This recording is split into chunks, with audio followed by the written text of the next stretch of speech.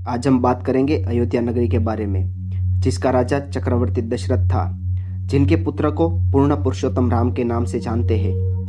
जो नगरी कभी अपराजयी थी या जिस नगरी पर अभी भव्य राम मंदिर का निर्माण होने जा रहा है। भारत की प्राचीन नगरियों में से एक अयोध्या हिंदू पौराणिक इतिहास में पवित्र और सबसे प्राचीन सप्तपुरियों में प्रथम माना गया है।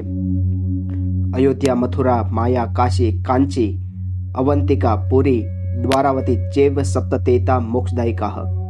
अर्थ: अयोध्या, मथुरा, हरिद्वार, काशी, कांचीपुरम, उज्जैन और द्वारिका ये 7 पुरिया मोक्षदायी है। अयोध्या का एक अर्थ ये भी होता है अपराजयी, यानी जिसको कभी जीता नहीं जा सकता। कोसलो नाम मुदितः स्फीतो जनपदो महानम, विशिष्ट सरयू तीरे प्रभुत धन धान्यवान।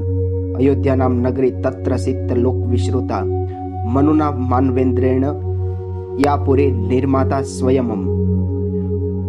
अर्थात कौशल नाम से प्रसिद्ध प्रदेश सरयू नदी के तट पर फैला हुआ था। यह भूमि अपनी हरियाली, समृद्धि और धन धान्य से मशहूर थी। इस भूमि पर रामायण के अनुसार विवस्वान यानी सूर्य के पुत्र विवस्वत मनु महाराज द्वारा स्थापना की गई थी। यह नगरी 96 मील लंबी और 24 मील चौड़ी थी। अयोध्या नगरी भगवान विष्णु के चक्र पर स्थित है। स्कंद पुराणों के अनुसार अयोध्या भगवान विष्णु के चक्र पर विराजमान है। अयोध्या का सबसे पहला वर्णन अथर्ववेद में मिलता है। अथर्ववेद में अयोध्या को देवताओं का नगर बताया गया है। अष्टचक्रा 9 द्वारा देवानाम पुरयोध्या। अयोध्या देश का सबसे संपन्न और वैभवशाली नगर था। इसके सुरम्य सीधे रास्तों पे हाथी की सूंड के फव्वारों से छींटे गए अत्तर की खुशबू से महक रही थी। स्वर्ग की सुंदरियां प्रतिदिन अपने विमानों में उस नगर के ऊपर से उठती थी और फूलों की वर्षा करती थी। विविध संगीत के यंत्रों की मधुर ध्वनि तरंगे गूंजती थी। गवैये और नृत्यकार सभी के लाभार्थ हेतु भगवान की लीलाओं का गुणगान करते थे। अयोध्या का प्रवेश द्वार भव्य आरस से बना हुआ था और दरवाजे सोने चांदी से बने हुए एवं हीरा जड़ित थे। किसी भी शत्रु को पराजित करने के लिए किले पर तोप और कई यंत्र मौजूद थे। व्यापार केंद्र सुयोजित थे और रास्ते पे 7 मंजिलाना इमारतों ध्वज पताकाओं से सुशोभित थी। बहुमाली महल और आकर्षित उद्यानों से संपन्न यह नगरी इंद्र की अमरावती नगरी से स्पर्धा करती थी।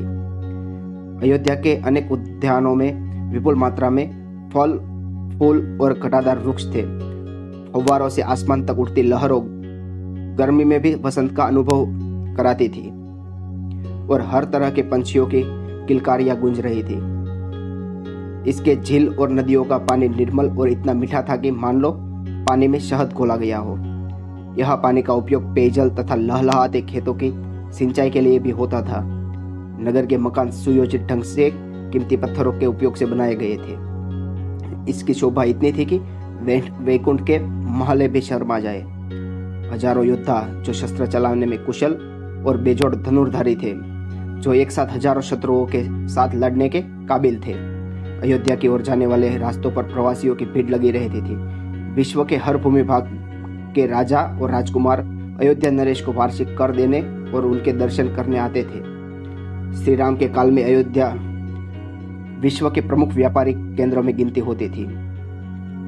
वाल्मीकि रामायण के अनुसार यहाँ विभिन्न देशों के कारोबारी आया जाया करते थे। यहाँ महत्वपूर्ण प्रकार के शिल्प और अस्त्र शस्त्र बनते थे। यह हाथी घोड़े के कारोबार का भी केंद्र था। कंबोज और बाहित जनपद के सबसे बेहतर नस्ल के घोड़े का यहाँ कारोबार होता था। यहाँ विंध्याचल और हिमाचल के गजराज भी होते थे। यह भी कहा जाता है कि यहाँ हाथियों की हाइब्रिड नस्ल का कारोबार भी होता था। यहाँ ब्राह्मण और पुरोहित अपनी योग सिद्धियों से इंद्रियों को अपने वश में रखते थे और सत्य के प्रति निष्ठावान थे। आपकी जानकारी के लिए बता दें, अयोध्या सिख धर्म का भी पवित्र स्थल है। यहाँ के ब्रह्मकुंड नामक स्थान पर गुरु नानक देव जी ने तप किया था और यहाँ लगभग 20 बौद्ध विहार होने का भी उल्लेख मिलता है। आज के लिए इतना ही। आगे हम जानेंगे राम के बारे में विस्तार से। बने रहिए हमारे चैनल पर। हमारे चैनल को सब्सक्राइब करें, लाइक करें और अपने दोस्तों के साथ शेयर जरूर कीजिए।